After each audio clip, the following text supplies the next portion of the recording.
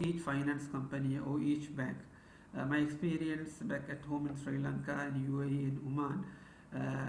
So if some people may have some bad experience with one institution, maybe with Amana or LOLC Al Falah or HNB, or in some bank in UAE, maybe Abu Dhabi Islamic Bank or Dubai Islamic Bank. So your bad experience with the particular finance institution, it may be for different reason. So I can't clear your bad experience, but I will try to defend and explain the concept of Islamic finance in terms of Sharia. So I will not go into details of the operation. If you have any doubts about operation, inshallah, I will be more than happy to answer, clear your doubt as well, inshallah. Okay, let me start with the fundamental. So I will talk about today about 5 fundamentals of Islamic finance. The first one is the basis for financial transaction is the permissible. Okay, so let me explain this one. So in Sharia, the Sharia scholars define the Sharia into 2 categories. One is the financial transaction, another one is the ibadah.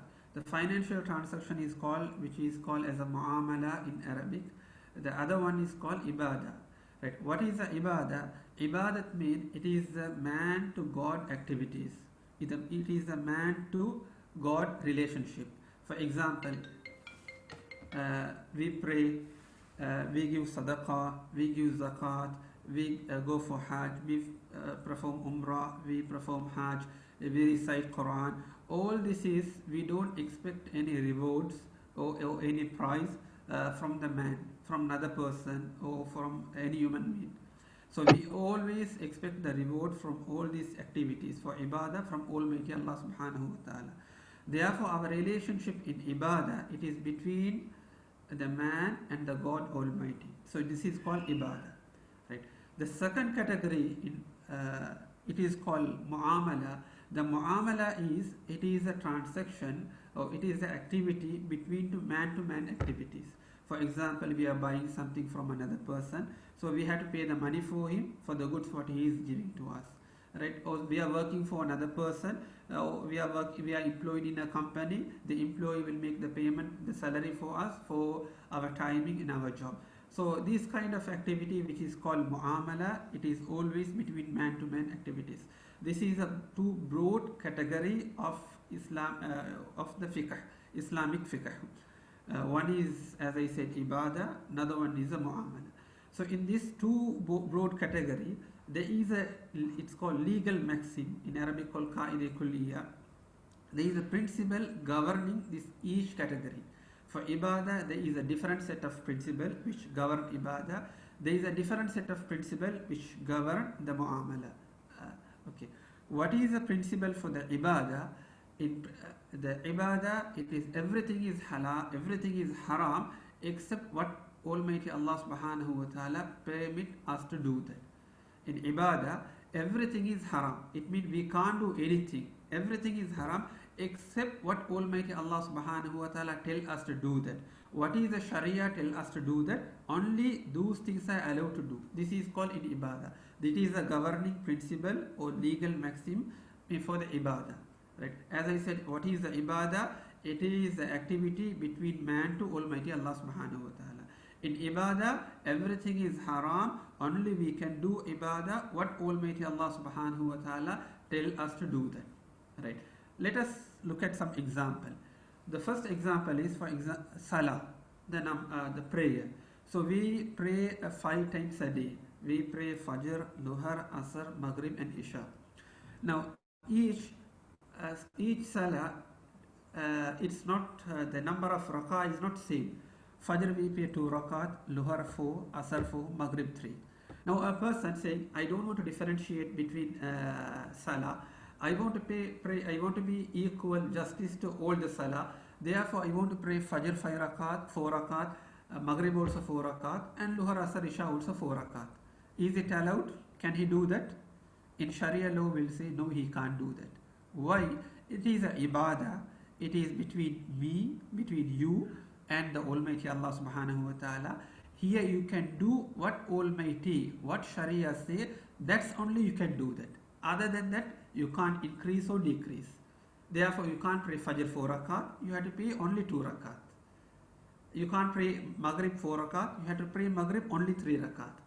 Why? What the Sharia said in Ibadah to do, you have to do that only, you can't increase or decrease.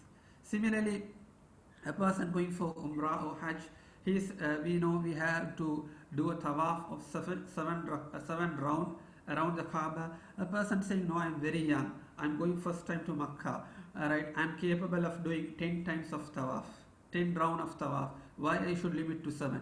Can he do that? No, he can't do. Why? Umrah and Hajj, it is a ibadah. So if it is a ibadah, what Sharia tell us to do, we have to do that only. We have to limit our activity what Sharia said. We can't increase or we can't decrease. Here in Sharia said, tawaf means it is a 7 round, we have to do 7 round only. So this is the few example I give. There are many examples in ibadah. We have to do what Sharia tell us. So what Sharia tell us, that is only permissible. Increase or decrease, it is prohibited, it is haram in ibadat. Right. Let's move to the next part of Sharia, which is called mu'amala. This is our topic today. It is a financial transaction. So the financial transaction, it is between man to man, between man to another human being. So in financial transaction, everything is permissible. Everything is permissible except what Sharia said it is haram, it is prohibited. Only those things we can't do. Only those things we can't do. Other than that, what Sharia didn't say, everything is permissible in muamala, in man-to-man activities. This is a fundamental principle. This is called legal maxim. This is a governing law in Sharia for financial transaction. Okay. Before I go into details, for this legal maxim, this governing law, what is the evidence from the Sharia? It is a Quranic ayah, surah number 5, surah Ma'idah, verse number 1. Ya ayyuhalladhina amanu awfu bil uqud. O you believer, fulfill your contract. Allah subhanahu wa ta'ala said, whatever contract you enter into that, you complete that contract, fulfill that contract. There is another ayah, surah Bani Israel, surah number 17, verse number 34. وَأَوْفُوا بِالْأَهْدِ إِنَّ الْأَهْدَ كَانَ مَسْئُولًا. Allah says, fulfill the agreement, covenant. Surely the covenant agreement shall be asked about that on the day of judgment. So under these two ayat, there are many more ayat, many more reference. I didn't bring it today because it is not relevant for us to go into details this topic. So many ayat for this fundamental principle. So what is that? In muamala, everything is permissible except what Sharia is prohibited, except what Sharia says it is haram. We can't do that. Other than that, everything we can do. Okay. This is the fundamental principle. All the Sharia scholars agreed. So there is no different opinion upon this principle. Right. Now, when we come to the transaction or activities, right, Allah said fulfill the contract. Now this contract, it might be at the time of the Rasul sallallahu alaihi wasallam when the Quran revealed, or when the Rasul sallallahu alaihi wasallam teaching us how to do a business, or this contract, or this the form of the contract, it is not at the time of the Rasulullah. It's a new contract or new way of doing a business. So Quran says, "Awfu bil uqud." We have to fulfill that contract. So everything is permissible in financial transaction except clearly what Sharia prohibit for us. Okay. Now let us look at what the Sharia prohibit for us. There are only 4 prohibition in financial transaction. The first one is the interest. The second one is uncertainty. Third one is the gambling. The fourth one is the injustice. We'll look at that in details one by one. Okay. Before I go to that, let me explain a little more about this, the first principle. So what I said, in Sharia, everything is permissible except what Sharia prohibits us. The prohibition is only in 4 things, as I mentioned to you. Right. Now, what does this principle means? Okay. As I said, the contract means it was at the time of the Rasulullah, or it can be a new contract. All are permissible as long as is this contract does not involve these four elements. Now look at the example. At the time of Rasul sallallahu alaihi wasallam, a person want to buy and sell. There was no dollar, there was no the UAE dirham, or there is no Saudi Oman riyal, there is no Sri Lankan rupees. How they used to do that? There were some dinar and dirham, which was gold and silver, or they used to trade through a barter system, right? But if you look at nowadays, right, if you look at nowadays, like 30-40 years ago, right, we used to buy goods, right, our forefathers used to buy a goods through a currency. The currency was the coins, then it became a paper money, fiat money. Then there was a time it was they used to buy through a check. We used to trade through check. Now at a time it was like 5-10 years ago, we used to buy goods through a card, debit card and credit card. Now the time what, even we don't need the debit and credit card, right, a mobile wallet, right, or we take the mobile phone and go, we just scan in the supermarket, we can purchase that through the digital currency. So as the time evolves, the currency, the trade system is changing. Now the question is for us, the front of us, whether buying through a debit card and is it permissible? Whether buying through a check, is it permissible? Buying through a digital currency, is it permissible? Why these are not at the time of Rasul sallallahu alaihi wasallam? Quran didn't talk about the check, or didn't talk about the credit card, or didn't talk about the digital currency. Whether is this kind of transaction is permissible? Now, what the Sharia scholars say, Quran clearly say, Surah 5 verse number 1, Ya ayyuhalladhina amanu awfu bil uqud. It means whatever way you do a contract, it is okay, you fulfill that contract, as long as these contracts are not involved with four prohibited elements. So this is one of the example I said. The new way of doing a business, new way of entering into a contract, it is permissible. This is called the fundamental principle in financial transaction is everything is permissible. Everything is permissible except these four elements. Now a person can ask a question, right? When I buy something, say for example, you go and buy electronic items for the reputed dealer, right? Or you buy a car from the reputed dealer, from the Toyota. So they may give you a warranty for the car, for the engine. They may give a free service for that, or they may say up to 50,000 the mileage, the service is free, or they will give so many benefits for that. Now adding more and more benefits, right, this is permissible in a financial transaction. As long as there is no prohibition elements, this kind of business are permissible. You can do any way, you can trade any way, you can buy and sell, or you can contract it with another person anyway, as long as there is no four elements of prohibition. Okay, let us look at what are these four elements of prohibition. The first one is the interest. We all know that the interest is haram. We all hear the lectures and khutbah and Jummah prayers and the bayan and ceremony. Interest is haram, interest is haram. Allah subhanahu wa ta'ala in Quran talk about interest around 12 ayah, but there is a 4 revelation where the interest was prohibited, right? First time it was in Surah Rum, wa akhdihimur riba baqadnahu, then there was a Surah Nisa, then the Surah Imran, Ya ayyuhalladhina amanu la ta'kulu riba adhafan mudha'afa. Then the final one, ahallallahu al-bay'a wa harrama al-riba. Allah clearly said that interest is haram, right? Now this is the big question in front of us. What is interest? How to understand the interest, right? Now the people simply say Islamic bank and conventional bank both are same. There is no difference, right? Islamic bank and conventional bank both are same. There is no difference. I will say the people who are saying like this, it is their ignorance. First, this is their ignorance. Second, they are challenging the Quranic verse, the Surah Baqarah 275, what Allah said, Ahallallahu al-bayya wa harrama al-riba.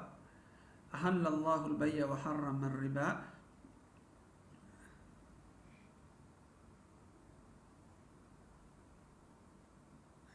Allah says, Surah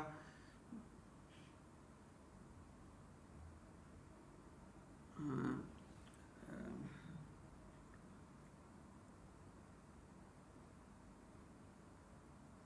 Allah says, those people also saying that the riba is similar to a trade. Those people who are ignoring the riba and who are involved with the riba, they are saying riba is similar to a trade, right? So Allah subhanahu wa ta'ala says very clearly, riba is different and the trade is different.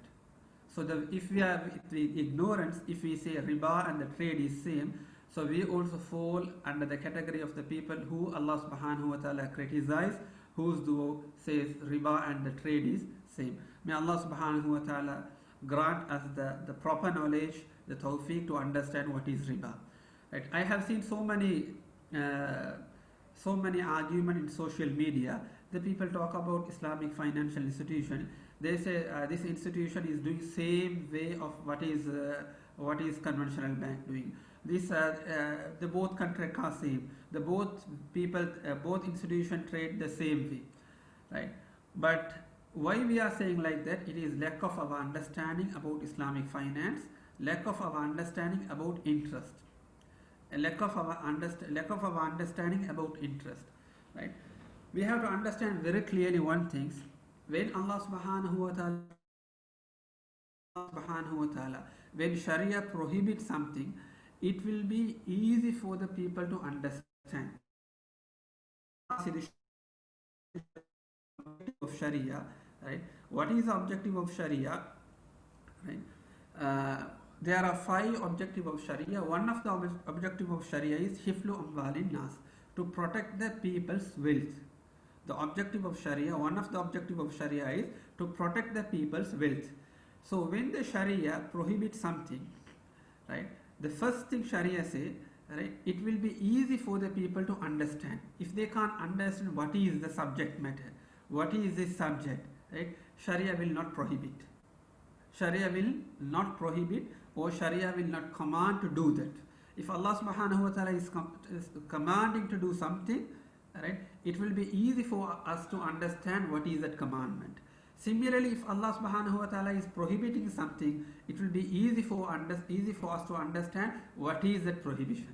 The second is, if Allah subhanahu wa ta'ala is commanding something, right, it will be easy for the human being to take that commandment and to practice that. And if Allah subhanahu wa ta'ala is prohibiting something, it will be easy for the human being to take that prohibition and to avoid that. If it is something very difficult for us to avoid, Allah will never prohibit that. If it is something very difficult for us to practice, Allah will never command that. Let me give an example. The first one I said, something will be easy for us to understand, right? Allah subhanahu wa ta'ala says, commanded for us to pray 5 times, right? Now we know what is a salah. We know what is a salah, how to pray the salah, what time to pray salah, how many rakat to pray salah. Now salah is very easy for us to understand. The second one is, it is easy for us to practice also. Allah didn't command us 50 times a day to pray. When Prophet sallallahu alaihi wasallam went to Mi'raj, he was given 50 times, and then later it was reduced to 5 times. If we ask to pray 50 times a day, we can think like now, maybe if we say 90% Muslim are praying 5 times, if it is 50 times, maybe 9% Muslim only will pay 50 times, because it will take time consuming and we have to allocate a half a day or quarter day for that. So it is something beyond our capacity. So Allah didn't command us to pay 50 times. Like look at the fasting, right? Now clearly Quran says when to start fasting, what are the things we should avoid during the fasting. Fasting will start from Fajr till Maghrib. What we should avoid, that also very clear front of us. So we know what is fasting. And the time, that is also easy, convenient for us, half a day or maybe 13 or 14 hours or 11 hours. Alright? A person who is not able to fast, for him also Sharia give him alternative what he can do that. So Allah didn't make us a fasting beyond our capacity to to obey, or to obey for them. Okay, if Allah says, if Sharia says, example, fast continuously 30 days, this is called Sawmul Wisal, which was obligatory upon the previous Anbiya, previous Ummah, right? Which is called Sawmul Wisal. You fast 3 days continuously without breaking the fast Maghrib time, right? If you start the fast Fajr time, say Monday Fajr, Thursday or Wednesday after Maghrib only you will eat or drink something. So this is beyond our capacity, we can't do that. Therefore Allah said no, Sawmul Wisal, continuous fasting is haram. Right? If you start the fast Fajr time, Maghrib time, break the fast. Sharia didn't tell us Ramadan, the fasting is only 1 month. Sharia didn't tell us fast 6 months. The previous Ummah, they used to fast 6 months. Some Ummah, they used to fast 6 months. So only fasting is in 1 month in 12 months. Right? So something we can understand and it is easy for us to practice also. Right? This is the objective of Sharia. Similarly, whatever Sharia prohibit us, for example, with alcohol or zina, right? It is we can understand, and there is an alternative for us also to avoid that. There is an alternative. Allah has given alternative for us to avoid whatever prohibition and do in a halal way. Similarly, when it comes to interest, Allah clearly knows that there is a benefit for us to leave the interest. Right? We can understand the interest. We should know what is the interest. If we don't know, it is our weakness. We didn't learn the Sharia. We didn't learn what the teaching of Islam. And it is very easy for us. So every man in the earth, right? He can leave the interest. He don't have to deal with the interest. Right? If it is very difficult for a person to deal without the interest, then Allah subhanahu wa ta'ala should have permitted the interest. So Allah knows that, Sharia knows this is very easy for us to leave the interest, therefore it is prohibited in Sharia. So let us understand what is the interest. So there are different kind of interest. So some are not practicable these days. So I will not take you through all these kind of type of interest. I will just give you one definition where it is practiced in the banking system. So it will be easy for us to understand what is the interest. Okay. The first definition I said, number 1 here. What is the interest? Taking or giving an additional amount over the principal amount of the loan as a condition of the contract. So if you understand this definition clearly, you will know what is interest. You will not tell like other people, ellame unduthan, idu madum unduthan. You will not say. You will understand very clearly what is the interest. Right? So in this definition I said, taking or giving, right? Additional amount over the principal amount of the loan. Okay. The key word here I will say the loan. Right. What is a loan? Right. Loan also, it is a defined contract in Sharia. Right. What is a loan mean? Simply a person is giving a money to you. Right. Giving a money to you, and you will return that money back to him. Okay. Let me give another example. Say I need 1,000 rupees. Right? I ask from you, please give me 1,000 rupees. I need, say example, I am very aged. I need to pay my electricity bill. Right? I need 1,000 rupees. Please give me 1,000 rupees. You give me 1,000. Right? I promise you when I get the salary at the end of this month, I will pay you back. Right. Now you give me a loan. This is simply the definition of the loan. You give me a loan of 1,000. Right. I agree to pay this 1,000 to you at the end of this month when I get the salary. So this is the loan. Right. Now this is the key word of the interest. Let's look at what is the second here. Right. Additional amount. Right. Giving or taking additional amount. Right. Now you told me, right, no problem, you will give me 1,000, but when I return this 1,000 to you, you wanted 10 real or 10 dirham, 10 rupees extra. Right. Now I agreed to give you. Right. Now this is what? Giving additional amount. I am giving 10 additional over the principal amount. What is the principal amount of the loan? Is 1,000. So I am giving 10 extra over the principal amount of the loan. Right, giving to you at the end of the month when I am returning the money as a condition of the contract. Now you put in the contract condition that you will give me this 1000 if I give you 10 extra to you. I agreed for that as an agreement of the condition of the contract. When I am returning this money to you, I am giving 10 extra, 10 dirham or 10 riyal extra to you. This is called the interest transaction. This is called simply interest. Why?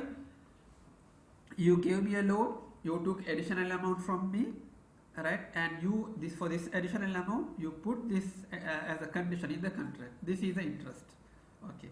Hope everyone is clear with this definition. Let me explain little more, right?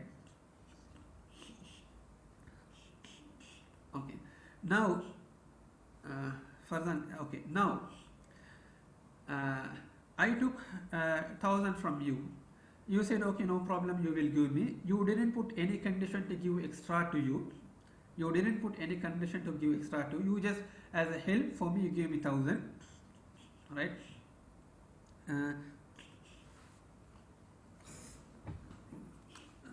Just one more.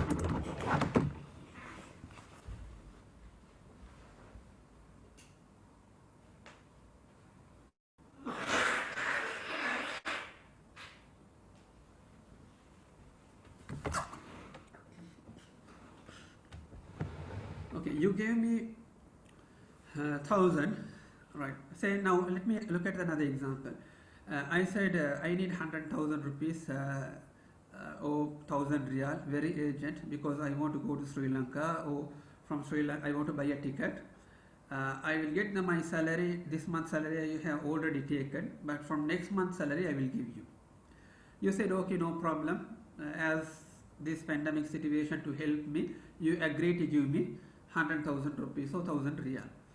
I took the money after 45 days, right? I'm coming to return to you. I returned the 1000 and 100,000 rupees. You didn't ask anything extra.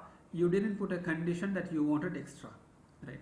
Now, when I am returning the money, right, it is called in economics they talk about time value of money. Islam also recognize the time value of money. So I will not go into detail of that. Let me just come to this point about the interest. When I am returning the money, I know that if you had this 100,000 rupees, if you have put at least say on Islamic bank, you would have get return of maybe 500 rupees or 1000 rupees extra. But you have foregone the opportunity cost here. You gave me the money 100,000 to me for 45 days, for 6 weeks. When I am returning the money, I gave you another 500 rupees extra to you. But you didn't ask me. You never expected this 500 I will give back to you. Now, if you look at the definition again here, giving additional amount, I am giving 500 additional amount over the principal amount of the loan. Yeah, it is over the principal amount of the loan, but without the condition of the contract. If I give without the condition of the contract, this is not a riba, this is not an interest. Again, this is not a interest. Why? If give an additional amount as a condition of the contract, then only it will be an interest. There is a hadith, the Prophet ﷺ said, خَيْرَكُمْ أَحْسَنَكُمْ قَضَاءً. When you give back, when you take a loan and when you give back, if you give, you fulfill the loan in the best way.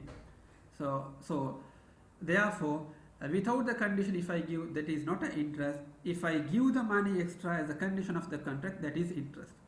Hope this answer, this definition is clear. So we understand what is the interest. There is a three key words. One is there should be a loan. Then there should be a increase amount. That increase amount has to come as a condition of the contract. Okay. Now say example, there is no loan, right? There is no loan. Without the loan, somebody is giving extra money, right? If you want, let me give one example. Right. You have a house. You wanted to repair the house, right? You have given your house. Okay. Say you want to build a house in your bare land. You have given a contract to a construction company. They agree to build the house according to your specification in 12 months time. You also agreed with them for 12 months, 1 year they will build the house, right? But meanwhile, this 1 year you are living in a rented apartment, rented flat. Why? Because you demolish your house, old house, you gave the land to the construction company to build. So each month you are paying a 50,000 rupees for the rent for the flat. Now you told this construction company, so after 1 year, right, if they don't finish the construction, if they delay every month, you will deduct 50,000 from the sale, from their money what you want to pay for the construction company, right? So example, you agreed for them for say 5 million to build the house. Now you are telling you paid 4.5 million, other 500,000 you are holding. After they deliver the house, you will pay 500,000. Now we are saying after 1 year, if you delay every month to finish the construction, you will deduct 50,000 each month from the money what you have to pay to the construction company. Why? Because there is a cost for you, right? There is a the opportunity or the loss of opportunity for you, because you are living in a rented apartment. You have to pay 50,000 monthly, right? Now in this example, this 50,000 what you are charging from the construction company, what you are deducting from your sale price, this is interest? No, this is not an interest. Why this is not an interest? You will see here, there is no loan, right? Construction company didn't give any loan to you, or you didn't give any loan to the construction company. So only interest is always applicable in a loan. Clearly understand, always interest is applicable in loan only, right? Right. Let us look at the second example in our practical days, in the nowadays, practically where the interest will involve. It is sale of a goods on deferred payment, right? And the buyer is not able to pay the price at the end of the period. Therefore, he increased the amount corresponding to the extended period of payment. Okay. Let me give an example. Now you are selling something on credit, right? Now here also another problem that people have a doubt, cash sale and the credit sale, whether this is permissible in Sharia or not. If anyone have this doubt, maybe during the question and answer I will clear that, right? If you don't have this doubt, in Sharia it is both are permissible. You can sell something on spot price, cash, or you can sell it something on the deferred payment or credit sale. Now you are selling something on the credit. For example, say you have your motorbike, right, which is worth of 100,000 rupees. You sold to somebody for, he said he will agree to pay you after 3 months 100,000. You transfer the ownership, you transfer the registration to his name. Everything is in his name. After 3 months, he is coming and saying, I don't have money to pay, but please give me another 3 months time to pay this one. You are saying, no, you have to pay now. He is saying, I don't have money. But now you both come to agreement that give me another 3 months, but another 10,000 rupees extra I will pay you, because instead of 3 months. This is called, therefore you increase the amount, you increase another 10,000 corresponding to the extended period, right, for another 3 months. This is also interest. While you are giving a time, for that time you are charging a 10,000 extra. This is also interest. This happen in a sale. Right. It's generally may practice when the people trade, sell on credit or sell on deferred payment, if possible, right? So again, let me remind you here, if this 10,000 is charged as a condition for extending the period, then that is interest. If it is not a condition, right, he is asking you, please give me another 3 months time, I don't have money to pay. You are saying, no problem, take your time and pay after 3 months. After 3 months, when he come to pay, he knows that you forego this 100,000 for another 3 months. If you have deposited in a bank, you may get 5,000. Therefore, he willingly giving you 10,000 from his own pocket, right? From his own willingness. Then that is not a interest. That is not a interest. So this is the definition of the interest. Hope you can understand this definition, right? Hope this is clear for you. So when you apply this definition in your financial transaction, right? You can see what is interest, what is not interest. Okay, here another one of the important point. Not whatever we think is interest. The people say idum batti than adum batti, idum haram, adum haram. So interest is clearly defined in Sharia. whatever in our mind, we can't say that is interest. So this interest, this definition is taken from the sources of Sharia. This is what the Sharia scholars agreed as an interest, not what we think. We can't say that is interest. So whatever our financial transaction, if it is falling under this category, under this definition, that will be an interest. If it is not, that is not a interest. So that's why I said interest is very clear. There is no ambiguity to understand the interest. Everyone can understand what is the interest. So let's go to the next principle. The next one is uncertainty. Okay, this is the second principle. In Sharia, uncertainty also prohibited, right? What is uncertainty? Uncertainty is in a financial transaction. We don't know something is existing, or don't know is it true, or we don't know the value. Let me give an example to understand. Right? Uncertainty and ambiguity is prohibited in Sharia. Any financial transaction involve uncertainty and ambiguity, it is not valid. It is prohibited. It is void contract in Sharia. Right? Let me give an example. You have a car. Say you have two cars. One is Toyota Corolla 2010 model. Another one is Mercedes-Benz 2010 model. You are in financial difficulty. You are saying in your office colleagues, you are in financial difficulty. You want to pay your credit card because of this COVID. You have so many loan or debts, you didn't get your salary. So therefore, you want to sell one of your car, right? You are saying you want to sell one of your car. I am offering for 10,000 real or 10,000 real or say 1 million rupees, right? Say one of your friend. Okay, one of your friend is agreed that okay, I will buy your car, and he gave you 10,000 real or 1 million. Now when he come to take the car, right, what car he expect? Generally he will expect the Mercedes-Benz because he is paying 10,000 real or say 5 million rupees. Now you are saying no, I didn't mean to sell the Mercedes-Benz, I wanted to sell the Toyota Corolla.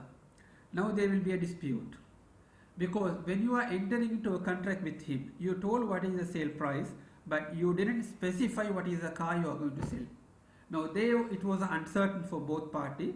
Other party who wanted to buy, the buyer didn't know that. Therefore, there was uncertain. When he made the payment and come to collect the car, there is a problem between you. There is a dispute. Therefore, Sharia say any transaction lead to uncertain, it is prohibited. Let me give another example. All right. For example, you are using a mobile phone, iPhone 7. Right now, you say iPhone 9 or iPhone 10 or iPhone 8. You bought a new latest iPhone, right? Now this iPhone you don't want to use. Now your brother or your friend is asking, give me that phone, I will pay you the money. Right? Generally it happen in our day-to-day life. We just give the phone to him. Now he is asking how much. You are telling him, we don't tell the price, right? Just give me whatever you want. Now there is uncertain. He doesn't know how much you are expecting. You don't know how much he will pay. Say example, you are expecting 50,000 rupees or 200 riyal. He pay you 50 riyal. Or you are expecting 50,000, he pay you 5,000. Will you be happy? You won't be happy. You will say, no, I was expecting 50,000. Then he said, no, I never thought you will expect 50,000. 50,000 mean I don't have money. I was thought maximum 25. If I give it is okay. Now they will be uncertain, right? So, what he pay 5,000, you accepted that without willingness.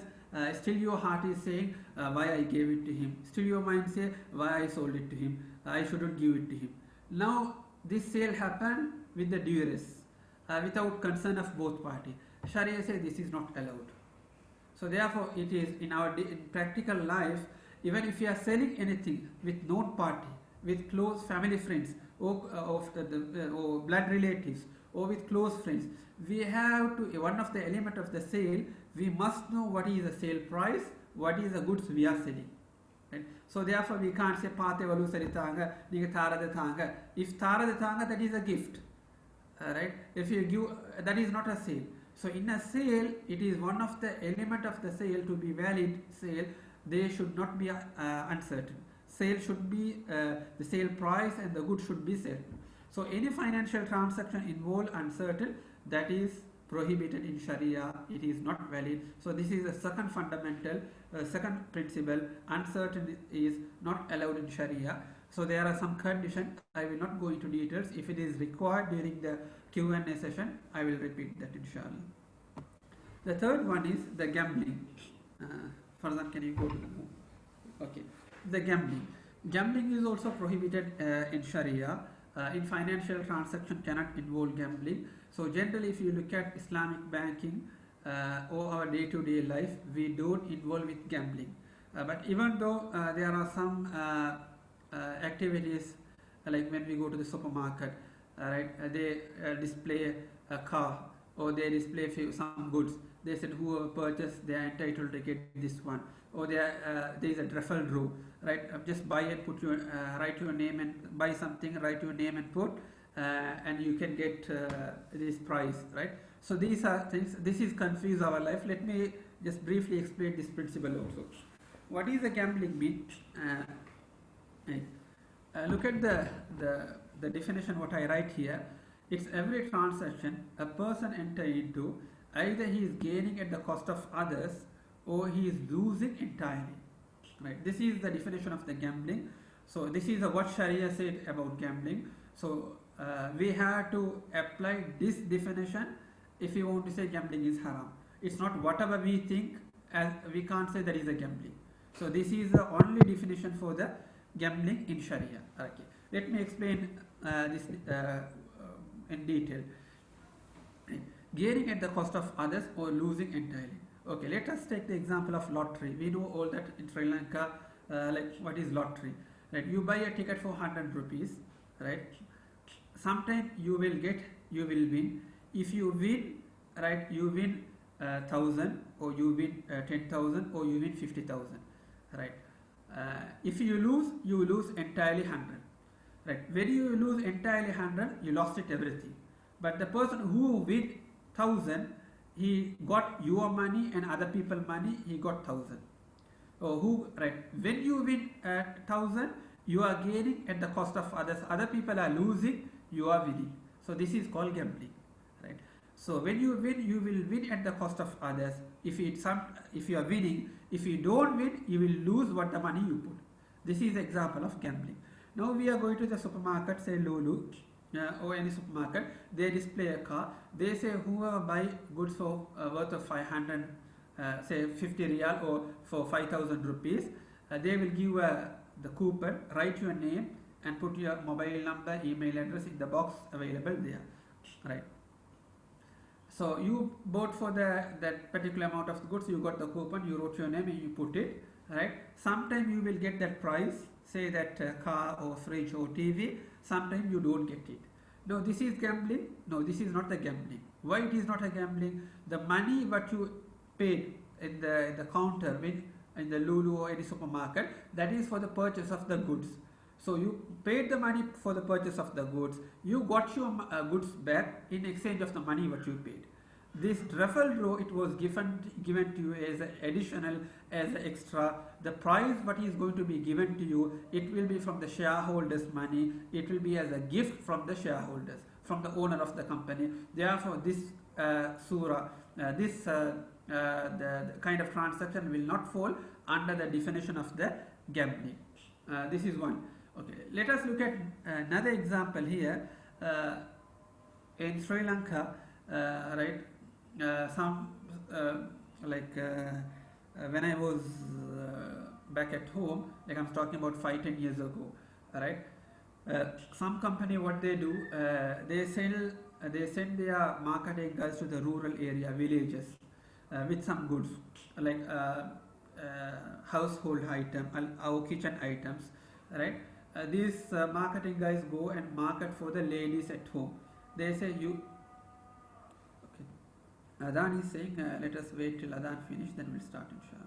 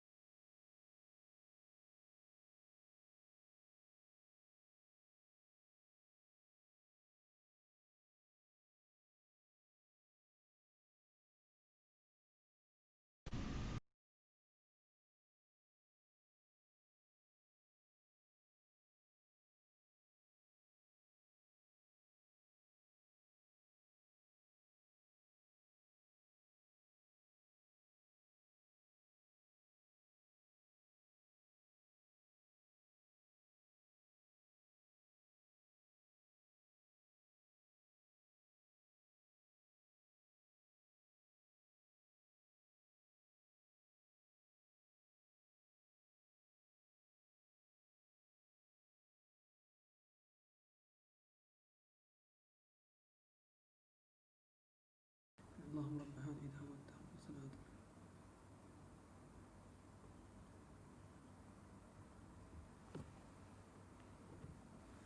Okay, the example I gave, the marketing guy go and sell the goods to the household goods to the ladies at home. For example, say they are carrying a knife set, right? The knife worth of 500 rupees, but they tell them, no, this is worth 500, but we are selling for 1000. If you buy for 1000, we'll give a coupon for you. Then there is a raffle draw. You are entitled to get a fridge, right? After maybe we collect for 500 people who are buy, or after 1 or 2 months there is a raffle draw, so one person will get the fridge. Now this surah, this picture, it will fall under the category, under the definition of the gambling. It is not allowed. This transaction is not permissible. Why? Because you are not paying the price for the goods. You are paying something extra to enter into a gambling, enter into a raffle draw. If you pay any money extra, right, to enter into a gambling or to a raffle draw, that is called gambling. So if you pay the exact value of the amount or the price for the goods, then that is not a gambling. Hope this is clear. If you have a doubt here, you can ask in the question and answer. The next principle is zulum, injustice. Okay, this is the fifth, the last one. In any financial transaction in Sharia, the injustice, zulum, is not allowed, right? Okay, if you look at general Islamic banking transaction, they will not involve any kind of injustice. So, let me give one example for you. In conventional bank, right? They will write. They will put a marketing SMS will come. In the small letter they will put a star. They say terms and condition applied. Generally, in my experience, in Islamic bank wherever I work, we don't allow this kind of things. We don't put a star and the terms and condition applied. In terms and condition, there will be a lot of terms where you will not fulfill, or you will never meet those terms and condition. But they give another picture to you. The small letter they have put a terms and condition. This is an injustice transaction for you to enter. So this is not allowed in Sharia. It is not allowed in Islamic also. Right. Another example is right. For example, if there is a like changing a fee. For example, for any transaction, the Islamic banking is charging a fee. For example, let's say you are using your debit card to withdraw the money from the ATM. Say they are charging 5 rupees per transaction. Now if they want to change this to 10 rupees, right, if they change overnight, right, say example, or if they change overnight, the next day you are going and withdrawing, there is a charge for you 10 rupees. Sometimes it may affect some people, it not everyone, it may affect some people. Say example, a bank was giving free for withdrawal a month. Now they want to say no more for withdrawal, every transaction will be charged. If they do overnight, if they change their policy, terms and condition, the customer will be affected.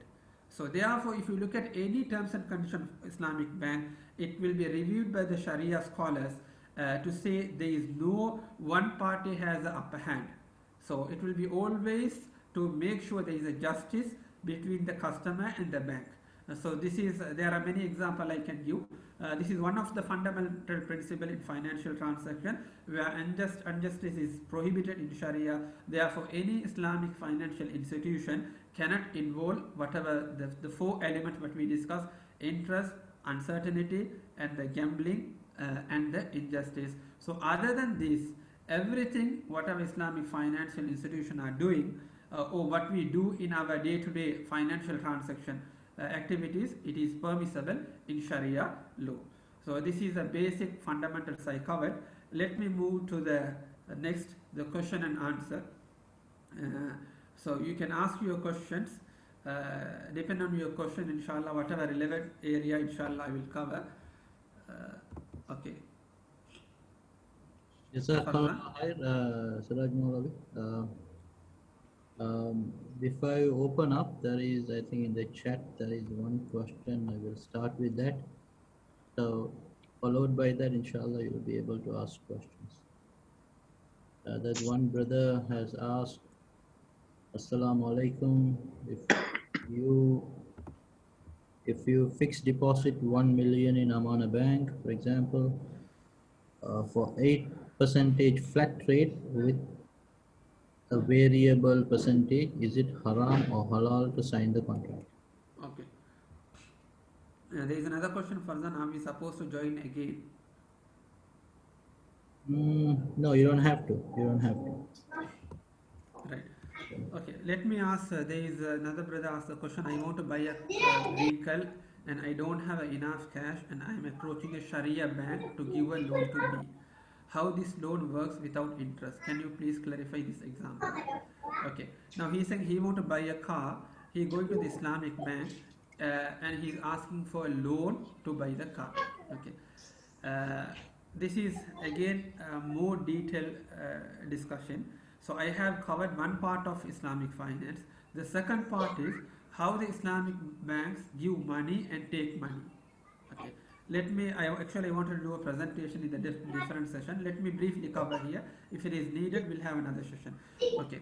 If you look at any bank, what is the objective or the purpose of the bank, right? Whether Islamic bank or conventional bank, the objective of the bank is they take the money. Can you mute? Farzan, can you mute? There is a background. Okay. The objective of the banks is they will take the money from the people who have a surplus money, right? Who have extra money. The surplus people might be an individual or business or government, and the bank will take this money, the people who has the extra money, and they will give this money to the people who need the money. Who need the money? They might be an individual or business or the government. This is the bank's rule. Islamic bank also doing the same thing, and the other banks also doing the same thing. They take the money from the people who has extra money and give this money to the people who need the money, right?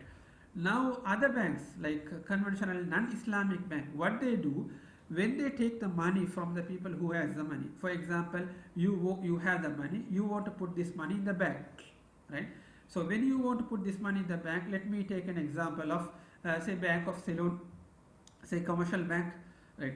You want to put your money in the commercial bank, right? Now if you want to put the money in the commercial bank, the commercial bank will take the money from you as a loan. Why as a loan? Right? There is a three way they will take this money. One is through the current account, or the saving account, or through the term deposit or fixed deposit. This three way only they will take the money from you. If you look at if you read the contract of the current account or serving account or the term deposit, fixed deposit, you will see that very clearly. They will tell you, you give the money to deposit with us. Whenever you want the money, we will return the money to you, unless except the term deposit. At the maturity, they will return the money to you. But when we are returning the money, we agreed to give you certain percentage for you, right? Now you are giving a loan to them. Whenever you want the money, they will return the money to you, and they will give the extra money when they are returning. So this is a clearly loan. In the loan, they are giving extra. Therefore, as we look at the definition of the interest, this is interest. Similarly, this commercial bank, when you want the money to buy a car or buy a house or buy a laptop or anything you want to buy, you go and ask them the money.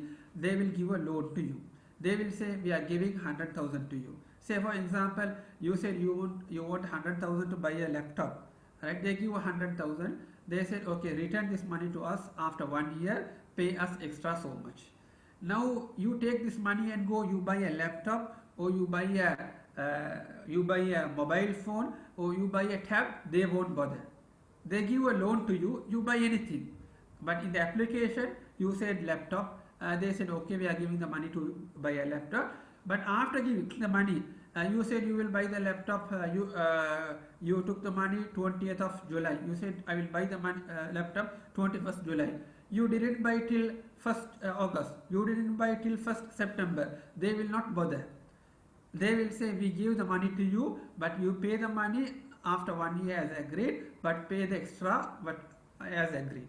So they are giving a loan to you and they are charging extra. This is interest, how we look at the definition. Okay. Now come to the Islamic bank. Now Islamic bank also take the money from the people and give the money to the people who need, right? But they don't give a loan. Your question, the brother asked the question here, approaching a Sharia bank to give a loan to buy a car. Now if you go to Islamic bank and ask the money, I want a loan to buy a car, they will say, no, we don't give a loan. Why they don't give a loan? We look at the definition of the interest. If loan is given, they can't charge extra. Can they charge extra? No, they can't charge extra. Therefore, the Islamic bank will say, no, we don't give a loan. So what they do, right? What they do, they will enter into a different kind of sale transaction, right? This is called like murabaha, ijara, musawama, mudaraba, musharaka. This is another chapter, so we have to understand and discuss in details, but briefly I will answer your question here. They will say one method they will finance for you, they will give the money to you. They say, we will buy the car what you want. Alright, say example, the car value is 1 million. They say, we'll buy the car for 1 million. We'll sell this car to you on credit. Right, on credit of over 5 years, we'll buy the car for 1 million from the seller who want to sell this car, and we will sell it to you 1.2 million over the period of 5 years. So what you have to do, this 1.2 million, you have to divide that into a 60-month installment. You will pay each month monthly installment is 1.2 million. So the bank put capital 1 million to buy the car. They keep the profit of 200,000 and sold this car to you. They did the sale with you, sale of this car to you for 1.2 million. So they didn't give a loan to buy the car. So therefore this is not a loan, this is a sale of the car. You agree to pay the price of 1.2 million. Therefore this is not an interest, how we look at the definition. Hope the answer is clear for your question. There is another question. Okay, you want to put a 1 million at Amana Bank at the rate of 8%. Is it haram or halal to sign the contract? Okay, look at the Amana Bank contract and read. Right, when you go and put 1 million in the contract itself, they will say they are not taking a loan from you.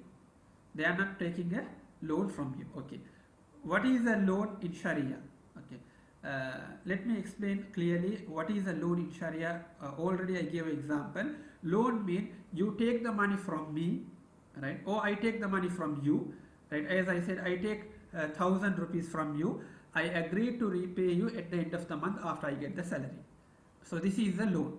You gave the money, I will pay you back at the end of the month. Say I took the money, this 1,000, right? When I am taking the money and coming from your house, somebody robbed me and took the money from me and went away.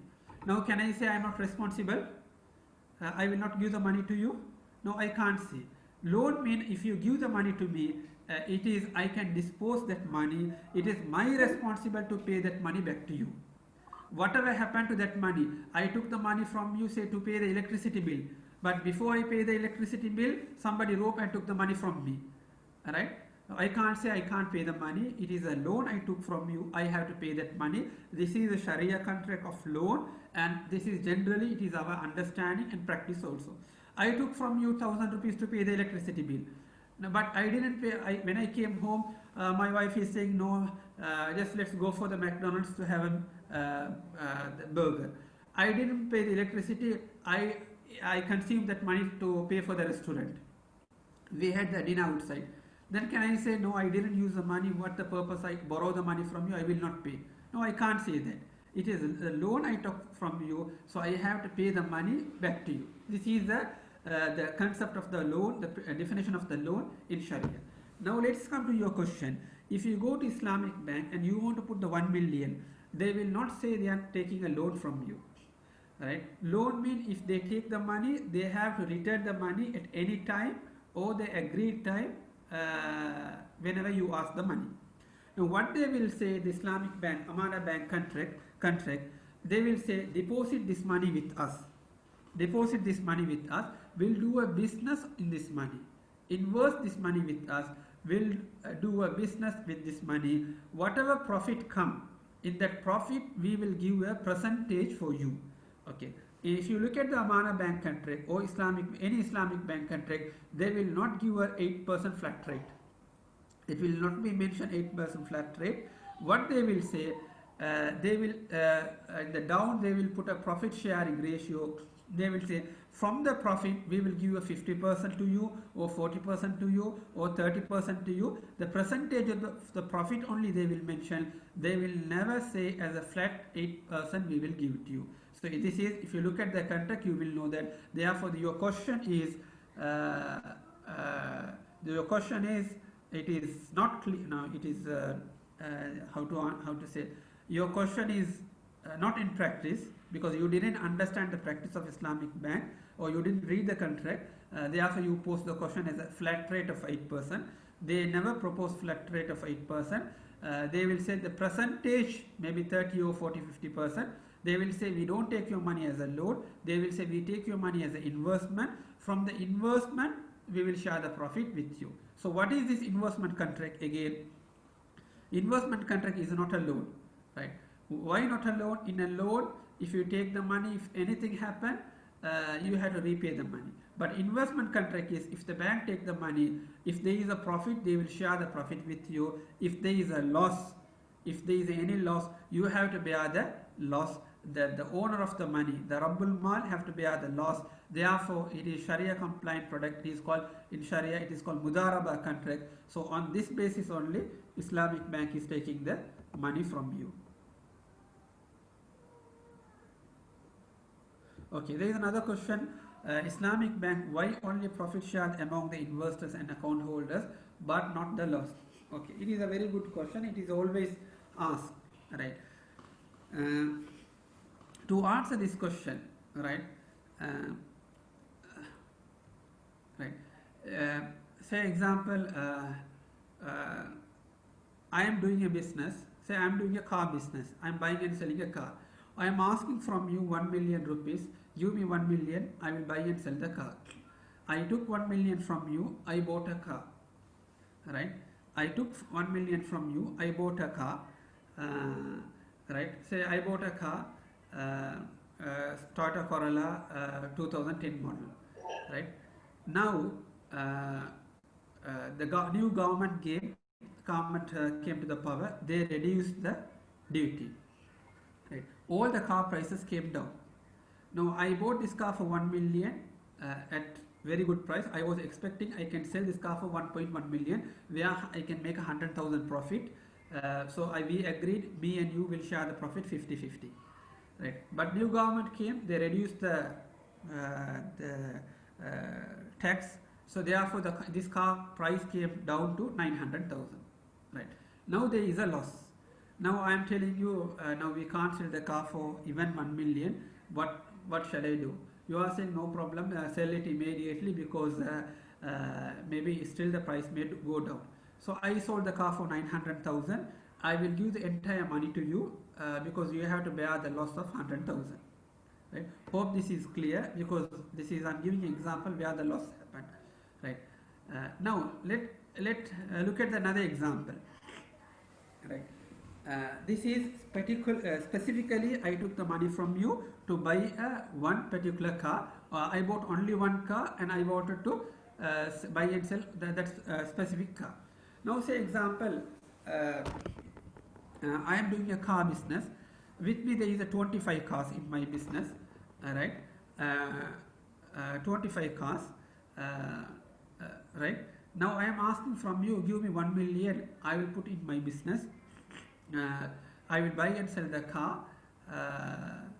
Whatever profit come, I will give with you percentage. If there is a loss, you have to bear the loss. Now I took the 1 million. I didn't put your money to in specific car. So the example I gave you, it was a restricted business. Now I am giving another example. I took your money, but I didn't put in specific car. I took like unrestricted, right? I put in my business, but it might be I have in my showroom there is a Toyota, there is a Nissan, there is a Mitsubishi. I took 1 million. When I bought a car, use some money. When I bought another car, use some money. Like the differently for the different car I use. Overall, I use your money in my business, not in one car, right? Now, when the government reduce the duty, they reduce the duty for say particular type. For example, less than 1000 cc, they reduce the duty, or less than 1000 cc, they reduce the duty. For more than 1500 cc, they increase the duty. Now, what happened? Some car in my business, I will bear the loss because that is less than 1500 cc, there is a loss. But there are some car more than 1500 cc I have in my showroom, I will get more money, right? Now what will happen?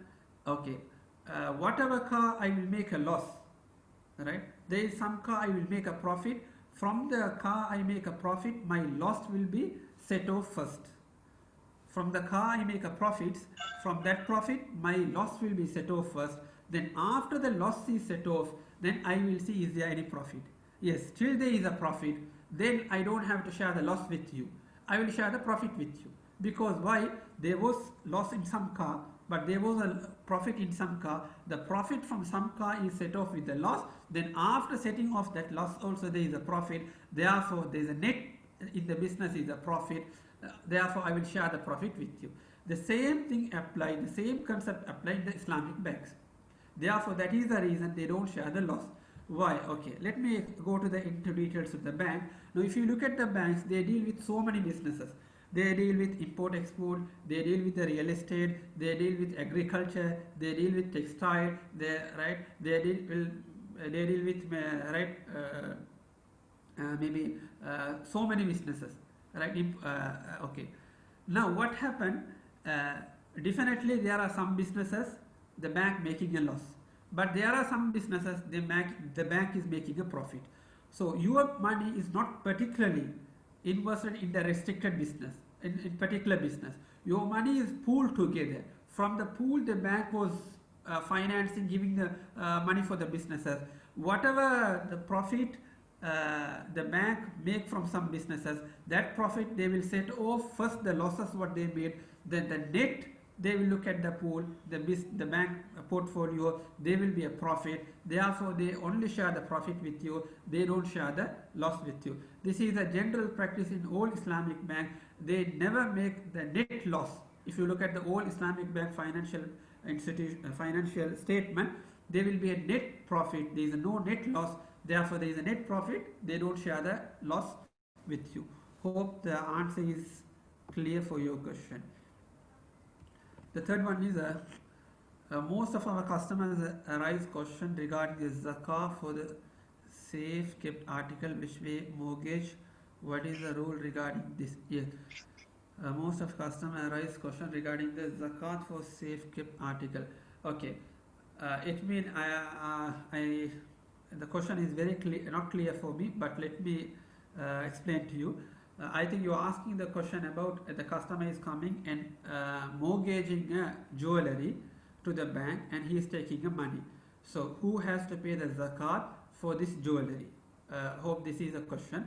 If this is a question, answer is if the jewelry is mortgaged to the bank, customer has taken the money. Okay, customer has taken the money.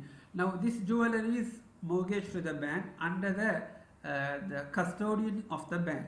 But still, who is the owner of this jewelry? The owner is the customer. Right. Zakat is one of the conditions for the zakat obligatory. It is zakat is obligatory on the owner. We have discussed this in details in our zakat chapter. So zakat is obligatory on the owner. Therefore, the customer, if he is keeping the jewelry mortgaged to the bank, even though he is not using, he is not in the position to use the jewelry, he has to pay the zakah. If this he has to pay the zakah for this jewelry if this jewelry reach the nisab. If this jewelry is reach the nisab, the limit of zakah, he has to pay the zakah for that. Hope the answer is clear for this question. The next one, can you explain the principle of fixed percentage return sukuk and how the contract works? It is permissible to purchase extended warranty for fixed percentage premium to extended warranty.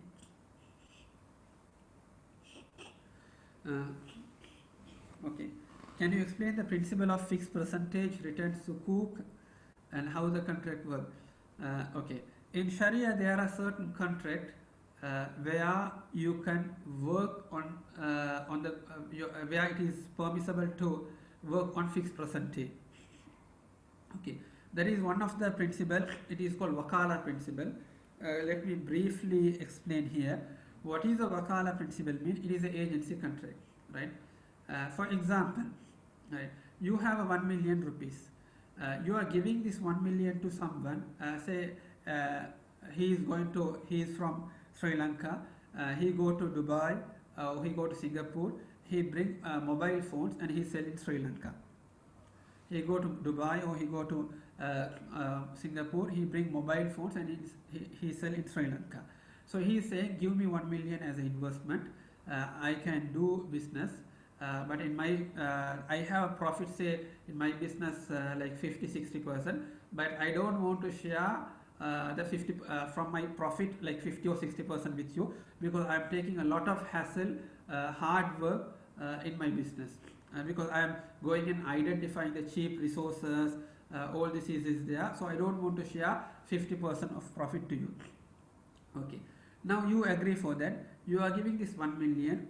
You are telling him, okay, you be my agent. You are appointing him as an agent. You say you do a business, but give me from the profit as a 5,000. I'm giving 1 million to you, and from the profit, say from the profit 50,000 for month. Whatever profit you make more than 50,000, it is for you. Okay, let me explain. Repeat again. You are telling that guy, okay, I'm giving 1 million to you, but give me monthly 50,000. What from the profit? Whatever profit you make more than 50,000, it is for you. Okay, it is for you as an incentive for you. This is called in Sharia, it is a contract of wakala. You appoint him as your agent, you ask him to do something, to do some business, and he will work on your business, he will generate a profit. Above, right, you will put a fixed, not percentage, fixed amount you put. It can be a percentage also, from the profit 2% or 3%. Whatever above, it is for him, right? Okay, this is, okay. Now this is permissible in Sharia. Okay, but there are certain conditions here. To be permissible in Sharia, there are certain conditions here. The first one, he agreed to pay you 50,000. In fact, he has to make a 50,000 profit. You gave him 1 million. If he want to pay 50,000, he has to make at least 50 or 55 or 60,000 profit to give you 50,000. He took your money and he didn't make 50,000. He made only 40,000. If he give 50,000, 10,000 extra from his own pocket, because he thought if he didn't give 50,000, you will take the money back from him. Therefore, he gave 50,000, extra 10,000 from him. Then that is haram. This is interest. It is not permissible. In fact, he made a profit of 75,000 month. Then he gave you 50,000. Then it is permissible. 25,000 he will keep it. Okay. Again, if there is a loss, right? What is the Sharia principle here? You give the money, you have to bear the loss. If there is a loss, you give him 1 million, there is a loss of 100,000 in principle, you have to bear the loss. This is called the principle of wakala. In this structure only, there are some sukuk is structured where they give a fixed percentage of return. It means if there is a loss in that the sukuk structure, the sukuk business, you will bear the loss. In fact, they are generating the profit above the fixed percentage, therefore they are giving a fixed percentage due. This is how the sukuk structure works. The second one you are asking, it is permissible to purchase extended warranty for fixed percentage premium. I don't understand this question, so if you can clarify more, I will be able to answer. So let me move to the next question. In a partnership business, should the loss be shared equally per Islamic ruling? Okay. In Sharia contract, there are two kind of partnership. One partnership is you give the money to other person. He doesn't put his money. He only work in your business. He only work in your money. He doesn't put any money. In this kind of partnership, if there is any loss, you only have to bear the loss because you only give the money. The second kind of partnership is you give the money to him, he also put the money, and you both do a business, right? In this kind of partnership, if there is a profit, you both party can agree the percentage of profit. Maybe it can be 50-50 or it can be equal to the capital you contributed, or it can be different percentage, because why? You are sleeping partner, he involved in the business, therefore he can ask, he want more percentage of the profit. That is permissible in Sharia. But when it comes to loss in this scenario, right, the loss, if the both party put the money in the business, loss has to be equal to the capital contributed. Let me repeat, loss should be loss should be shared equal to the capital contributed in the business. So example, you put 40,000, he put 60,000 in the business. The entire business is loss. Then you have to bear 40%, he has to bear 60%. Say you put both 100,000, you started the business. You put 40,000, he put 60,000. There is a loss of only 10,000. Now in this 10,000, you have to bear the 40%, he has to bear the 60%. Hope the question is answered.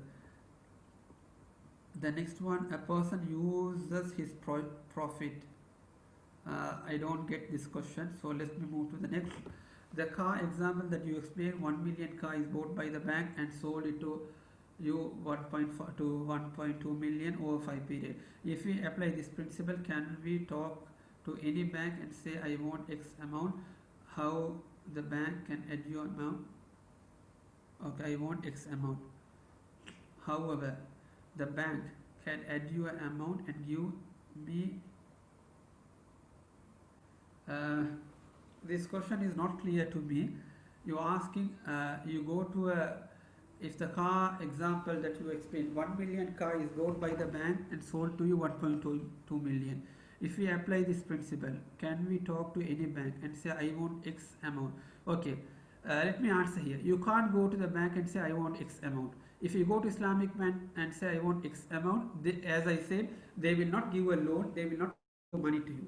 They will ask why you need this money, whether to buy a car or to buy a house, or what is the reason you need money. Maybe you want to buy a travel package, or you want to do a say surgery for the, you want to finance for the surgery. So what they will do, they will buy and sell. There is a different kind of, or they will buy and lease to you. So the bank will buy those goods and give it to you, right? Bank will not give the money to you and add the profit, all right? So therefore I think your question is also not clear for me. I hope I answer your question. If it is not clear, you can clarify your question a little bit more. I will be able to answer.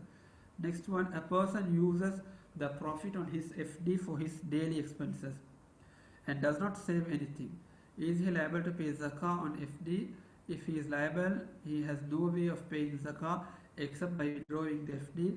This is going to reduce the profit the next year and will be uh, insufficient for his daily expense. He is liable to pay zakah in this case. Okay, the simple answer is yes, he is liable to pay zakah. If you don't have money, say, let me answer. Simple answer is yes, he is liable to pay the zakah, provided his fixed deposit should reach the zakah limit, nisab, and he is keeping the money in fixed deposit over 1 year. Right? If these two conditions are met, he has to pay the zakat.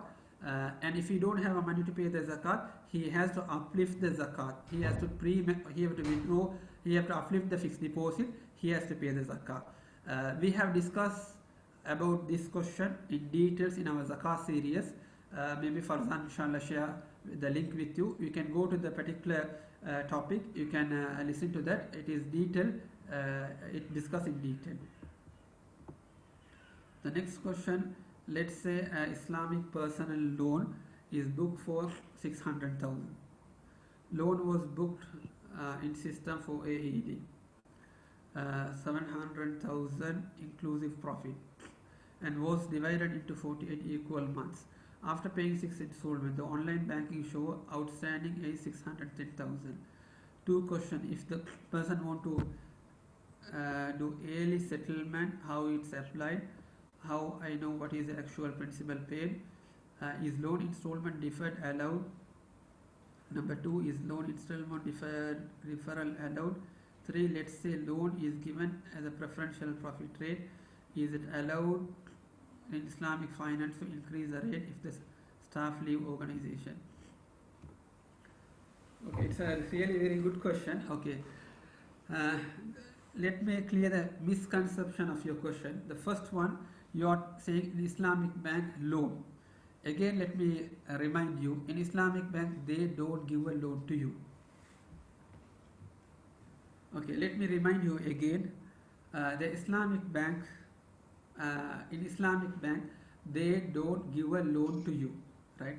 If you you can never take a loan from Islamic bank.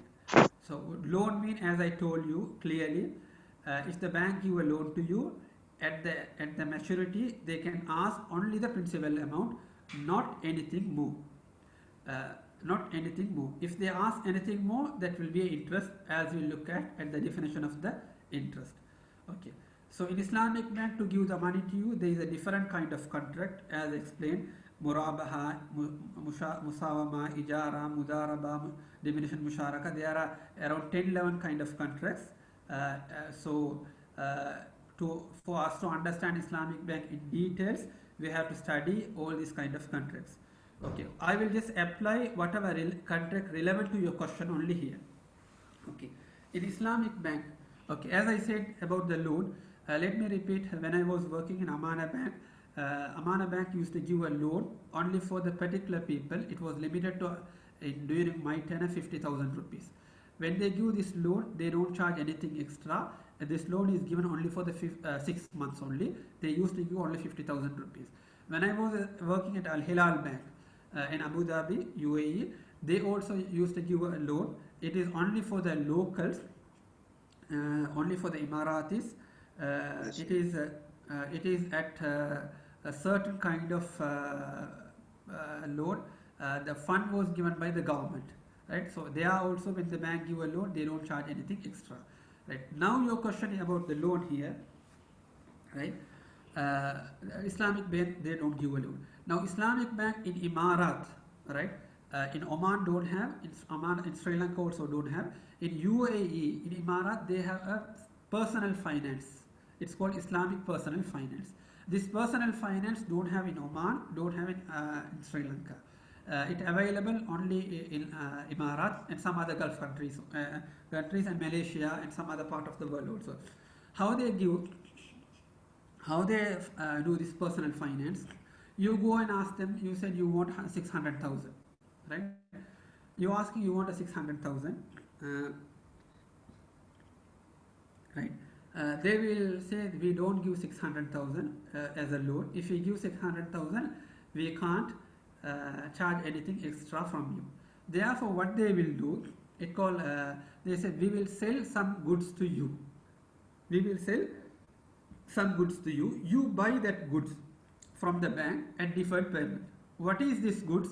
It is called, uh, it is generally they use copper, right? How they buy and sell this copper? It's called, there is a platform called LME, London Metal Exchange. LME, London Metal Exchange. In the London Metal Exchange, they always trade this copper and iron, all this kind of the minerals, right?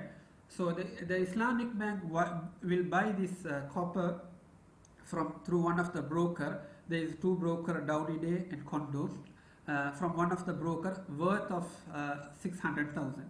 At the market price at that day, when the bank is buying, it is worth of 600,000.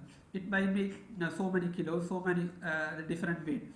So they will buy this worth of 600,000 and they will sell this to you. To get this money, to get into this transaction, I am sure you can recall that you have signed the offer to acceptance. The bank will offer, you have accepted that. Nowadays, they little more in advance. They will not give a written document to you. They will do this offer and acceptance. This sale will happen through over the phone or through SMS. So you have bought this copper worth of 600,000 from Islamic bank, right? Now what the bank will do now? Now you need the money. You don't need this copper. You wanted the money. You don't need this copper. What the bank will do? The bank will say you can sell this copper through from us, right? Now bank bought it for 600,000. For how much the bank will sell it to you? They will sell it to you for 700,000. They said you pay us in 48-month installment. We are selling these goods to you. Selling the goods on credit, it is permissible in Sharia. It is allowed in Sharia. It is not a interest. It is not a uncertainty. It is not a gambling. It is not a injustice. Right? You agree to buy some goods on credit. Why you agree to buy some goods on credit? Generally, you don't have money to pay on cash, on spot. Therefore, you agree to buy on credit. There is a benefit for you and the person who's selling also. Now Islamic bank sold these goods to you at 700,000 for the period of 4 years. You have to pay the equal monthly installment, which is called EMI, over the 48 months. Right? After paying 6 months, let's come to your question. You look at your online banking. Your outstanding price is 610,000. Yes, it is correct. Why it is correct? You bought the goods for 700,000. The bank didn't give a loan to you. Bank sold a goods to you. What is the goods selling price? It was 700,000. You paid for 4 months, right? So therefore, still there is a remaining of 610,000 from the sale price. That is remaining as a 610,000. Okay. Now your second question: if the person want to do early settlement, how it is applied? I know what is actual. Okay. Okay. Now, if you want to settle early settlement, if you go to the bank and if you tell them you want to do an early settlement, what the bank will do? They might not charge the 610,000 because bank charged the profit for the 4 years. So now you only took 6 months. If you want to settle early, the bank will give a rebate from the future profits, which is called what you have to pay the profit over the another 42 months. The profit they will give a way off, which is called rebate. It is applied in UAE also. It is mandated by the central bank to give a rebate. It is in Oman also. It is mandated by the central bank. For they will not charge the future profit. They will give a rebate. But as per the Sharia, rebate is not compulsory. They don't have to weigh off the profit. Why it is not mandatory? Why not is not compulsory in terms of Sharia? Because bank sold the goods to you. Right, on credit. If you want to settle, it's up to you. If you want to settle early, it's up to you. If you don't want to settle, you can you can pay throughout 48 months. If you want to settle, it's up to you. You are settling early. But if the bank willingly, what they will do, they will give forego the future profit. They will give a rebate. But as I said, it is mandatory in UAE and Oman to give a rebate for the future profit. The third, your question is. Is loan installment deferral allowed? I don't understand this one. Let's say a loan is given at preferential profit rate Is it allowed in Islamic finance to increase the rate if the staff leave organization? Okay. Uh, okay. The okay. The answer is simply I will say yes, but how does it work? There is a way to mitigate this one, right? How does it happen, right? Uh, uh, if I okay, right. Uh, Right. Let me take you example. The goods the bank is selling. There is again your misconception. You are saying talking about the loan. It is not a loan. It is a sale. The bank will sell something to you. Bank is saying we are this good for 600,000. We are selling to you 700,000. 100,000 bank is charging a profit. Now say this 100,000 it is a customer rate. Uh, Now bank is as a preferential rate for the staff rate. Say for you 50,000 they are supposed to charge. So it means they will charge you 650 if for 48 months for selling for this goods. If it is for the customer, they will charge 700, right? But now what the Islamic bank do, especially in UAE, this preferential rate, they don't put that in the contract. They don't put that in the contract. The contract the bank will enter in with you. It will be a custom rate. It will be a 700,000. It will be a custom rate. For example, 6%. Right? If the staff rate is 3%, right? They will not put in the contract as a 3%. They will mention as a custom rate 6%. But in the system, in your system, they will not apply the 6%. They will put as a 3%. They will put the staff preferential rate. Okay. Now, as per the contract, if you leave the bank, you are automatically entitled to pay the staff customer rate. Now, as long as you are working for the organization, right? In the system, it is automatically take the customer rate, but the bank will give a rebate. The system will apply for you the staff rate as a 3%. Therefore, in terms of Sharia, from the Sharia perspective, the answer is yes. Bank can take if the staff leaves the organization, they can go back to the custom rate from the preferential rate. If all this the procedures are applied in the contract, as I explained to you, in the contract between you and the bank, if it is a customer rate, right? If the contract between you and the bank also the staff rate, preferential rate, then the bank can't go back to the customer rate because they agree to sell the goods at the lower price. If the staff leave the organization, they can't increase the price because the staff is leaving. They can't go back to the customer rate. Okay, this problem was sometime back in UAE, like maybe 7-8 years ago. Now all the bank is aware of this issue. Therefore now, as per my understanding, all the contract they enter into with the staff, they put the customer rate. In the systems, the IT system only, where they use IMAL or FlexCube, OT24, they put the preferential rate for the staff. So as per the Sharia rule we take as per the contract. In the contract, it will always apply the customer rate. Hope I answered the question. Farzan? Farzan? Farzan, are you here?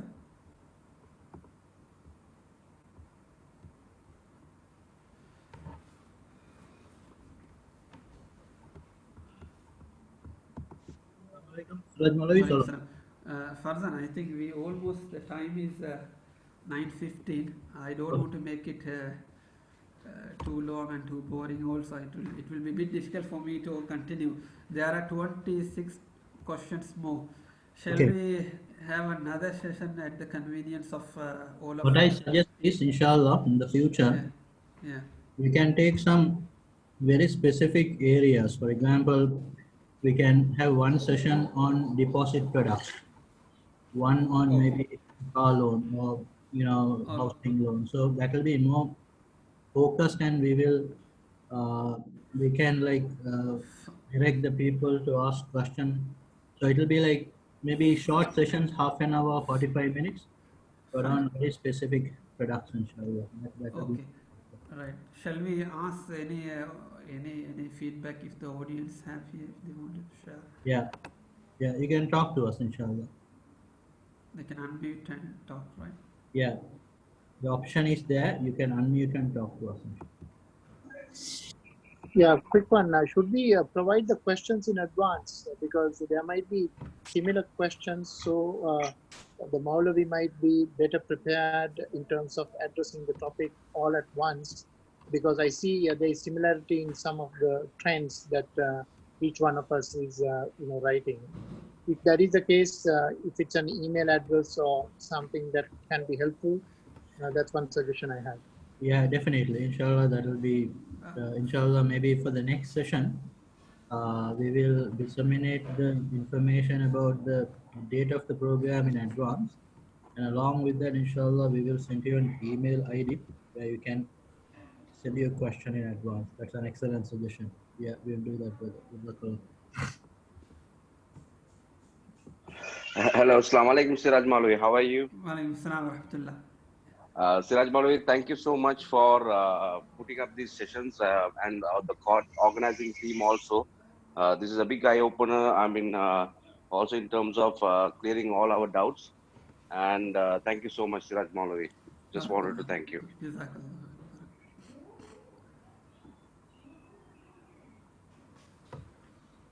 Assalamu alaikum.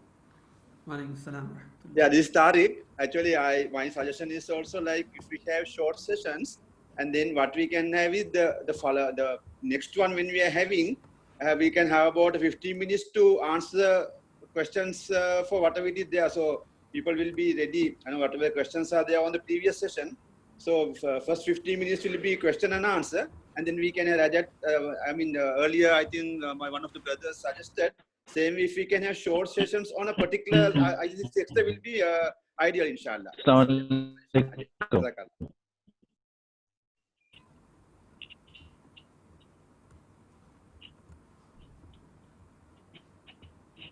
Yeah, brothers, if you have suggestions, we would love to hear from you. Please feel free to give a shout.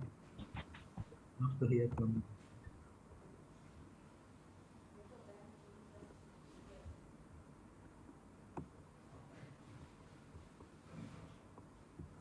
Yeah, Doctor. Assalamu alaikum. Hello. Walaikum assalam wa rahmatullah. Assalamu alaikum, Siraj Malavi. Just a small question. Since you said there are other few, like 10 or 11 type of contracts, I mean, honestly, I really don't know what are the other types. So once we are commonly coming across is all these fixed deposit or leasing or some a very basic one or two, maybe we don't cross more than the third number of contracts. So if it's possible, if you can elaborate on the other contracts as well, would be very helpful, inshallah, because we might be facing in future. So it's better to be learning little by little with time, because even with this fixed deposit and lease, Islamic leasing facilities, still we have a lot of questions. So we don't know what's yet to come, inshallah.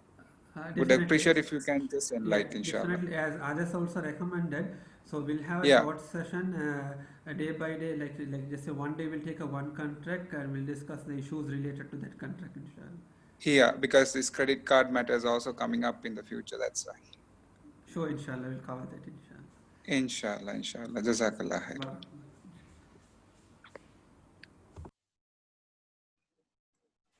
Thank you for your time.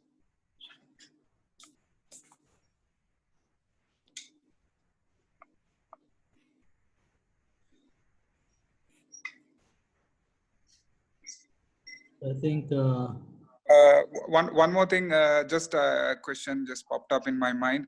Just what are the other investment possibilities in terms of Islamic finance? Some people they might be interested. They might have a small surplus of money, which rather than just going to the counter as usual, just like going to supermarket, like kind of you are just going to deposit. Any other Islamically allowed investment where they can do out of their profession or out of their ability, or I mean, just to, of course you have to research before you enter, but if any other sides of additional side hustle, if anybody can think on their own in terms of different contracts, inshallah, would appreciate as well.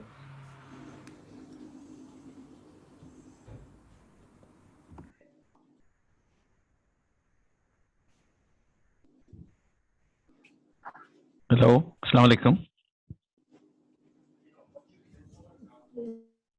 Walaikum assalam, brother. You can talk to us, please. Yeah,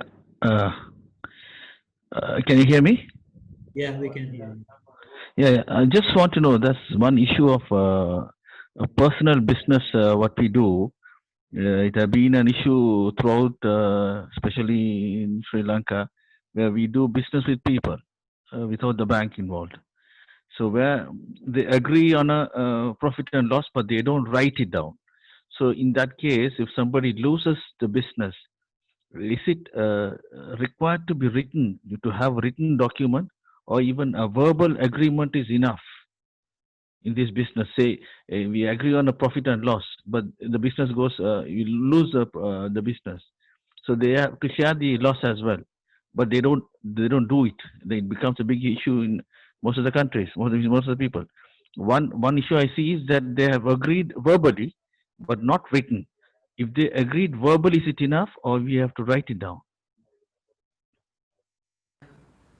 Okay, let me answer your question. Yeah, this is a problem in our part of the world where the people do business. Can you hear me, right? Yeah. Right.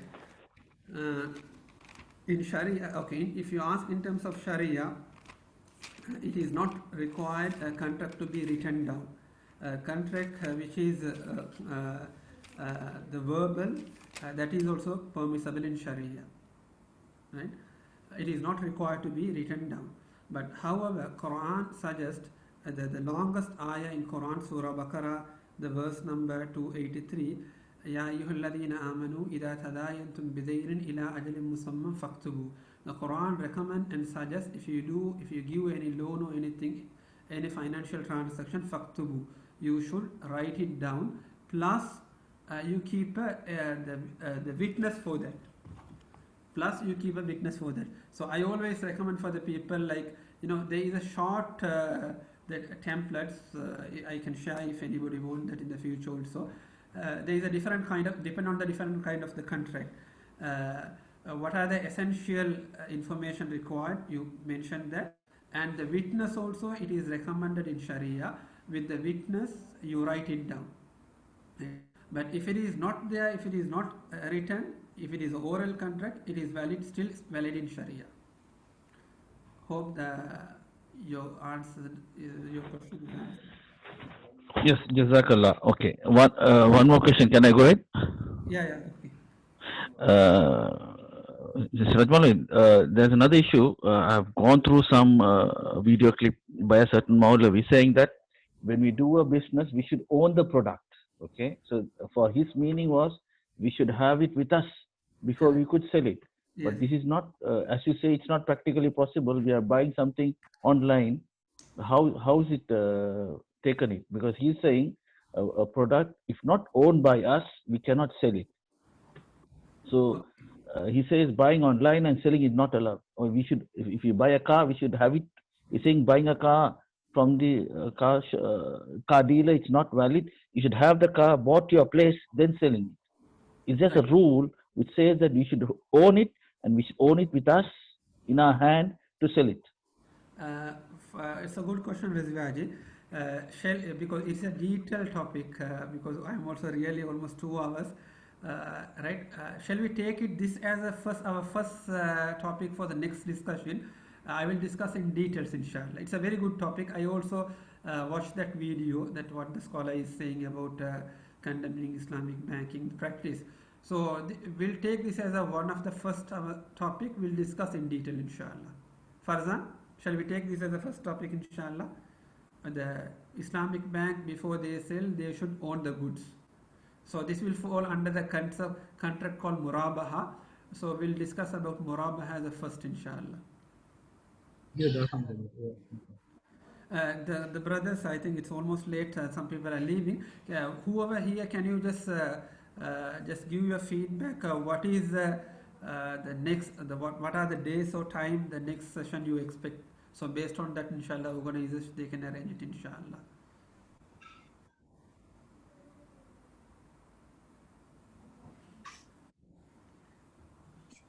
Every Saturday, today's time will okay for about half an hour to 1 hour.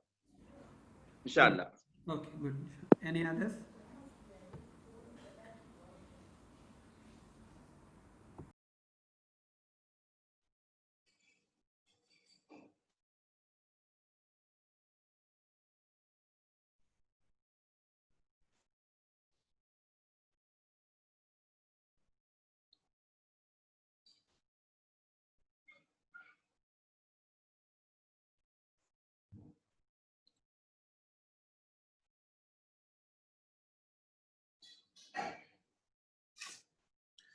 Two, three feedbacks, brothers, so then we can close it, inshallah, for today's session.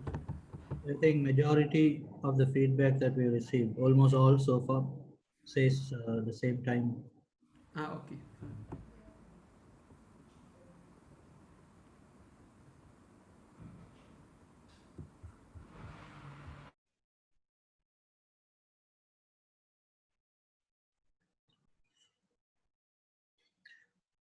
Okay, I think we have reached to the ending time. Jazakallah khair. Siraj Maulavi, first of all, your time. And all the brothers who participated, inshallah. We will continue this journey for the betterment of having the proper knowledge, which will be beneficial for us both in this world as well as in the Akhirah. So, Jazakallah khair, inshallah. We will get back to you on our plan, but tentatively, inshallah, next Saturday, we will go with a specific topic, inshallah, which I'll be communicating. Jazakallah khair. Jazakallah khair. Jazakallah khairan. Fi amanillah.